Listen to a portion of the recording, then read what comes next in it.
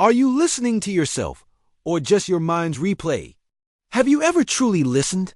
Not to the world outside, not to the voices of others, but to the ceaseless hum within your own mind.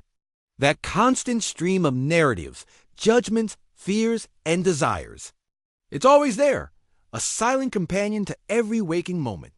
But here's the profound question, the one that can unravel the very fabric of your perceived reality.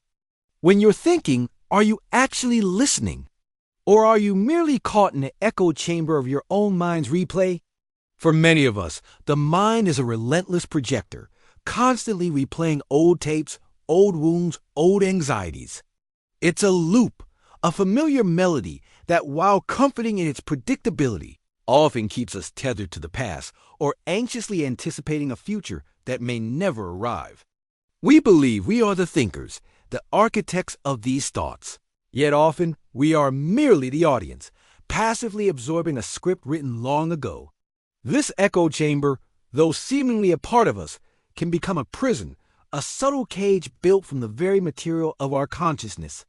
It whispers doubts, amplifies fears, and distorts the present moment through the lens of what has been, or what might be. It convinces us that its incessant chatter is us, that its worries are our worries, and that its limitations are our limitations. But what if this is the grandest illusion of all? Consider the nature of a thought. Where does it come from? Where does it go? Is it truly born of your conscious will, or does it simply arise unbidden, like a cloud drifting across the sky? We often identify so strongly with our thoughts, allowing them to define our mood, our actions, even our very identity. I am sad, we say, when a thought of sadness passes through. I am angry, when a wave of anger arises.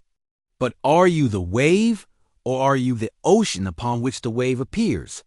Are you the cloud, or are you the boundless sky through which the cloud moves? The journey to inner freedom begins with this profound distinction. You are not your thoughts. You are the awareness that observes them.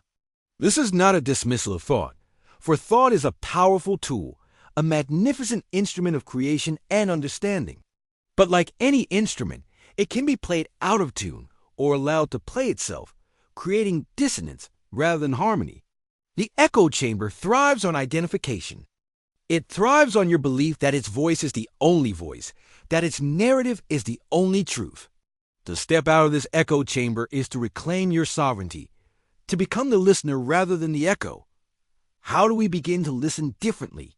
How do we distinguish the authentic whisper of our true self from the repetitive drone of the mind's replay? It starts with presence. It starts with a gentle, yet unwavering, attention to the now. When a thought arises, instead of immediately engaging with its content, simply notice it. Observe its texture, its energy, its fleeting nature. Does it serve you? Does it align with the deepest truth of who you are?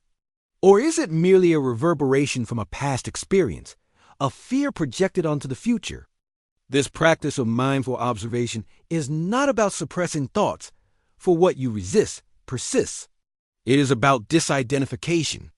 It is about creating a sacred space between you, the observer, and the thought, the observed. In this space, true freedom begins to blossom. You realize that you have a choice. You can choose to engage with a thought, to explore it, to learn from it. Or you can choose to let it pass, like a leaf on a stream, without judgment or attachment. This is the art of letting go of control, not by force, but by understanding. You are not letting go of your mind. You are letting go of your mind's control over you. Emotional healing is intrinsically linked to this process. Our emotions are often the energetic residue of unexamined thoughts, of stories we tell ourselves about ourselves and the world. When we are caught in the echo chamber, we are constantly re-triggering old emotional patterns. The same fear, the same anger, the same sadness resurfaces, not because the present moment demands it, but because the mind is replaying an old program. By observing the thought, by creating that space, we create the opportunity for the emotion to be felt, acknowledged, and then released. It's like opening a window in a stuffy room, allowing fresh air to circulate, clearing out the stagnant energy. Living in the present moment becomes effortless when the echo chamber quietens. The present moment is always new, always fresh, always vibrant.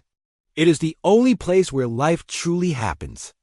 The past is a memory, the future an imagination. Both are constructs of the mind. When we are fully present, we are not listening to the mind's replay. We are listening to the symphony of existence itself. The rustle of leaves, the warmth of the sun, the gentle rhythm of our own breath. These are the true sounds of life, often drowned out by the internal monologue. Awakening the true self is the ultimate liberation from the echo chamber. The true self is not a collection of thoughts, beliefs, or experiences. It is the pure, unconditioned awareness that underlies all of them. It is the stillness before the thought, the silence between the words. It is the vast, open space in which all of life unfolds. This true self is always present, always whole, always free. It does not need to be found. It needs to be remembered. It does not need to be created. It needs to be unveiled. To awaken this true self is to shift your center of gravity from the fluctuating realm of thought to the unwavering ground of being. It is to realize that you are not the storm, but the sky. You are not the waves, but the ocean. You are not the echo, but the source of all sound. This realization brings with it a profound sense of peace, a deep inner calm that is unshakable, regardless of external circumstances. The world may rage, but within you, there is a sanctuary of stillness. So I invite you now to take a moment. Close your eyes if it feels comfortable. Take a deep, slow breath, feeling the air fill your lungs, and then gently release it. Now, simply notice the thoughts that arise. Don't judge them, don't try to change them, just observe them. See them as clouds passing in the sky of your awareness. And as you observe, ask yourself, who is it that is noticing? Who is it that is listening to this internal dialogue? In that space of inquiry, in that gentle observation, you will begin to touch the silent, profound truth of your own being.